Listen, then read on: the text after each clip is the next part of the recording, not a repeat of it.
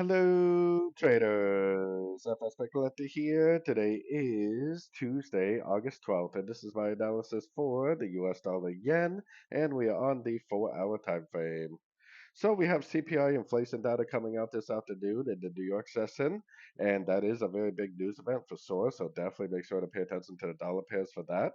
Now, if this really is the end of a correction on the daily 4-hour, which it looks to me like it could be, then this move up right here potentially is an ABC pullback to this last wave down, which means it could bounce off any one of these fib levels and continue the downtrend. What I'm hoping to see today at the news is a break of structure to the downside, proving that this move up right here is the end of a pullback on the daily. So going down to the 1 hour time frame, I got my Fibonacci retracement on this whole move down right here. I'm hoping that this right here is an A, this is a B, and we're currently in a C. It could be more of a 333 pattern too, which is a WXY. But either way, whether you call it a WXY or an ABC, doesn't really make that big of a difference.